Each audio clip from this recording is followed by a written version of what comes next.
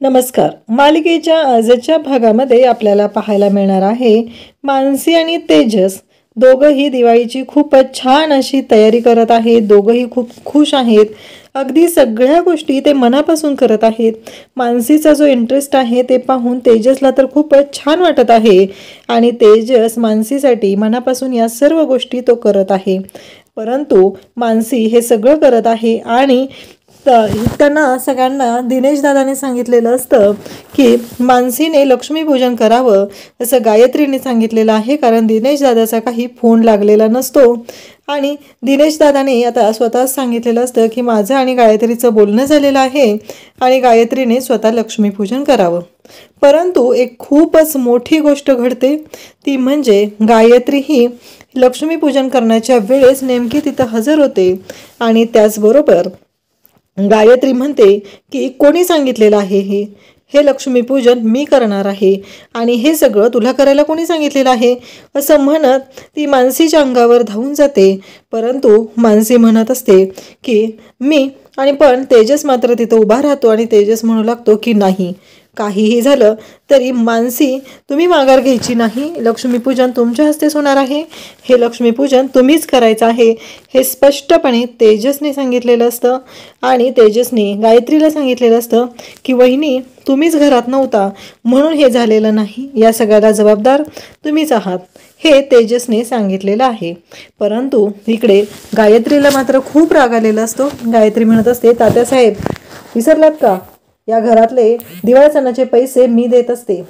तेव्हा आभा मात्र शांत बसत नाही आणि तेजसही शांत बसत नाही. ते सगळेजण म्हणतात की तुम्ही विसरला असेल, कारण यावेळेस दिवाळी सणाचे सगळे पैसे इथे मानसीनं दिलेले आहेत. तुम्ही 1 रुपयाही इथे कोणालाही दिलेला नाही. गायत्री वहिनी ह्यावेळेस दिवाळी सणासाठी 1 रुपयाही दिलेला नाही. या घरामध्ये जे लागणारे पैसे आहेत ते सगळे पैसे हे मानसीनं दिलेले आहेत हे सगळ्यांच्या समोर आता तेजसने सांगितलेलं असतं आणि तिथेच आता गायत्री तोंडावर पडते. कारण इकडे सुनंदा पण म्हणते की हो, यावेळेस दिवाळी सणाच्या खर्चाचे सगळे पैसे हे मानसीनं दिलेले आहेत, कारण सगळ्यांच्या समोरच मानसीनं ते पैसे दिलेले असतात आणि त्यामुळं आता गायत्रीकडे कोणताही ऑप्शन नसतो. गायत्री शांतपणे हे सगळं पाहत असते आणि ती म्हणत असते की काहीही झालं तरीही मी हिला लक्ष्मीपूजन करू देणार नाही. तात्यासाहेब म्हणतात की सुनबाई बास झालं आता, कारण हे जे काय चाललेलं आहे ना ते देवाचं कार्य सुरू आहे आणि मानसी पूजा करत आहे आणि तिच्या हस्ते पूजा चालू आहे. तर मला असं वाटत आहे की आत्ता सुनबाई तू माघार घेतली पाहिजे. काही झालं तरी मानसी पूजेला बसलेली आहे तर मानसीनंच ही पूजा करावी असं तात्यासाहेबांनी स्पष्टपणे सांगितल्यानंतर मात्र खूप मोठी गोष्ट घडते. ती म्हणजे आता मानसी ही पूजेला बसलेली आहे आणि मानसीच्या हस्तेच पूजा होणार आहे हे तात्यासाहेब स्पष्टपणे सांगतात आणि गायत्री मात्र चांगलीच तोंडावर पडलेली असते. गायत्रीला मात्र कळत पण नाही की आपल्याकडनं आता इतकी मोठी चूक झालेली आहे आणि आपल्याच ह्याच्यामध्ये आपणच अडकत चाललेलो आहोत. ही गोष्ट गायत्रीच्या लक्षातही येत नाही आणि मग गायत्री तिथून निघून जाते. एकतर विनोद आणि तिची बहीण हे दोघंही निघून गेलेले असतात विनोदच्या काकांकडे, कारण इथे फराळ बनवणार नाही तर आपण इथे राहायचं नाही असं त्यांनी ठरवलेलं असतं. तिकडे जाऊन तरी आपल्याला फराळ खायला मिळेल अशी त्यांच्या दोघांची इच्छा असते, म्हणून ते दोघंही घर सोडून निघून जातात. इकडे गायत्री मात्र भयानक अशी चिडलेली असते. तिला खूप राग आलेला असतो. ती रूममध्ये येऊन आदळापड करते आणि ती दिनेशला ओरडू लागते. दिनेशला म्हणते मी तुला कुठं सांगितलेलं होतं. तेव्हा दिनेश सांगतो की हे बघ, एकतर ना बंटी घरी आलेला आहे, घरातलं वातावरण छान होतं आणि बंटी मात्र रडत होता. आई पण काळजी करत होती म्हणून मी त्यांना सांगितलं की माझं गायत्रीशी बोलणं झालेलं आहे आणि गायत्रीने मला सांगितलेलं आहे की ती तिच्या कामासाठी हॉटेलच्या कामासाठी बाहेर गेलेली आहे, म्हणून मी यांना सगळ्यांना सांगितलं आणि आता तू अशी चिडचिड करू नकोस असं म्हणत दिनेश गायत्रीला समजवत असतो. पण गायत्री मात्र समजण्याच्या मनस्थितीत नसतेच.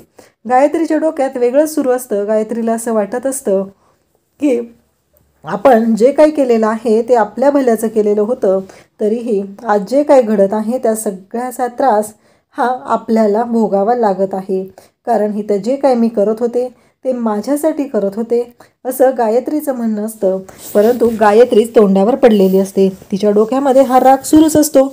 आणि आता इकडे मानसीच्या आईला इकडे सुनंदाने दिवाळीसाठी बोलवलेलं आहे. निधीलाही घेऊन या म्हणून सांगितलेलं आहे. आणि मानसीने इकडे आईने म्हणजे संपदाने हा फोन मामाला केलेला असतो आणि मामाला सांगितलेलं असतं, अरे असं असं मानसीच्या सासूबाईंचा मला फोन आलेला होता आणि त्यांनी मला दिवाळीसाठी बोलवलेलं आहे. त्याचवेळी मामी तिथं असते आणि ती बोलणं ऐकते आणि ती म्हणते असं आहे का. मग मला काय वाटतंय माहिती आहे का, आपण सगळेजणच गेलं पाहिजे. आपण सगळेच जण जाऊया आणि आपण सगळेजण जाऊन तिथे आपण बघूया ना मानसीचा संसार कसा चालू आहे, नक्की काय चालू आहे हे सगळं आपण पण पाहूया. मी पण येते तुमच्याबरोबर. तेव्हा इकडे संपदा जे मामा म्हणत असतात, संपदाचा भाऊ म्हणत असतो की नाही, मला वाटत नाहीये की आपण सगळ्यांनी तिथे गेलं पाहिजे. ती गायत्री कशी आहे ती माहिती आहे ना. तेव्हा इकडे मामी म्हणू लागते, हे बघा रजिस्टरला घेऊन तुम्हीच केलं होतं ना लग्न लावून द्यायला, मग आपल्याला गेलंच पाहिजे तिथं. त्यांचं लग्न व्यवस्थित लागलंय का, नक्की काय झालेलं आहे, या गोष्टी आपल्याला जाणल्याच पाहिजेत ना.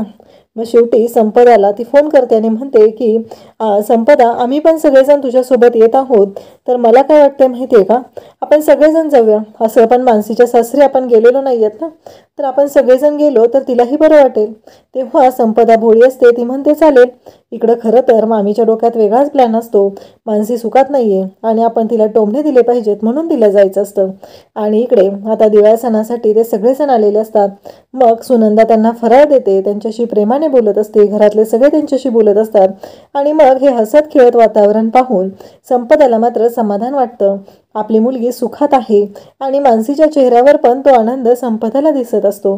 त्यानंतर आपल्याला पाहायला मिळतं, आता गायत्रीच्या अंगात पुन्हा मस्ती आलेली असते आणि तिनं ठरवलेलं असतं की ह्या तेजसने माझा अपमान केलेला आहे, या मानसीला पूजेचा मान दिलेला आहे, लक्ष्मीपूजनाचा मान. इतके दिवस मी या घरात आहे पण माझा मान काढून तिला देण्यात आलेला आहे. ही गोष्ट काही पटलेली नसते. आणि मग ती म्हणते की आता हिची आई आलेली आहे ना, सगळ्यांच्या समोर हिच्या आईची वाट लावते, म्हणजे यांच्या लक्षात येईल, हिलाही कळेल की मी काय करू शकते. शेवटी मी या घरातली मोठी आहे आणि मला कोणी हरवू शकत नाही, मला यांचे हरलेले चेहरे पाहायचे आहेत. एवढं मात्र नेहमीचा तिचा डायलॉग सुरू असतो आणि ते कॅसेट मात्र तिचं वाजतच असतं. आणि इकडे गायत्री म्हणत असते की आता मला बाहेर गेलंच पाहिजे.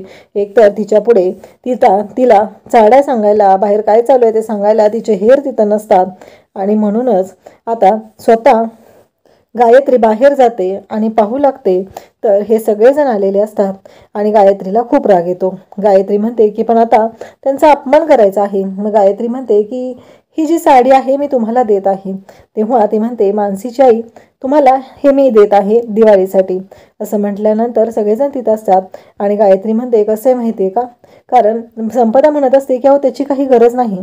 तेव्हा गायत्री म्हणते गरज कशी नाही आहे, कसं आहे मानसीचे बाबा वारल्यापासून तुमच्या अंगावर कोणी कापड टाकलं नसेल ना, मग तेच कापड मी टाकत आहे असं समजा.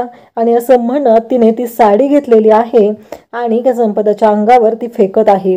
म्हणजे अक्षी विचित्र पद्धतीने हे वागणं चालू असतं. मानसी समोर जाते आणि ती साडी तिच्या आईच्या अंगावर पडू देत नाही. ती साडी वरच्या वर पकडते आणि मानसीला खूप राग आलेला असतो आणि त्याहीपेक्षा जास्त राग आलेला असतो तो तेजसला आलेला असतो.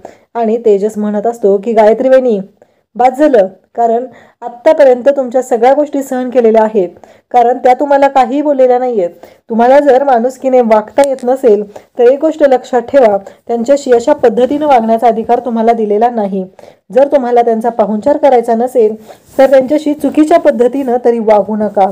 हे सगळं तेजस बोलत असतो आणि तेजस म्हणत असतो कायमस्वरूपी लक्षात ठेवा, तुम्ही आज चुकलेले आहात. तुम्ही मानसीच्या आईशी बोलताय आणि तुम्हाला जर त्यांना पाहुणे समजायचं नसेल, तुम्हाला जर ते तुमचे पाहुणे वाटत नसतील तर एक गोष्ट कायमस्वरूपी लक्षात ठेवा, ते माझे रिलेटिव्ह आहेत, माझे पाहुणे आहेत आणि त्यांचा आदर या घरात झालाच पाहिजे.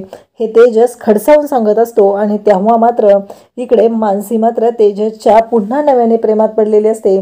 तिला मात्र छान वाटत असतं कारण आज तेजसने तिची मदत केलेली असते आणि तेजस हा तिच्या आईच्या पाठीशी खंबीरपणे उभा राहिलेला असतो आणि तेजसने दाखवून दिलेलं असतं की तो काय करू शकतो. आणि इकडे मानसीला पण खूप राग आलेला असतो. मानसीने दात खाऊन ती साडी घेतलेली असते आणि ती साडी गायत्रीच्या तोंडावरती फेकून मारते आणि दाखवून देते की बघा तुमची ही लायकी आहे, असं म्हणत ती साडी तिने स्वतःहून गायत्रीच्या तोंडावर फेकून मारलेली असते.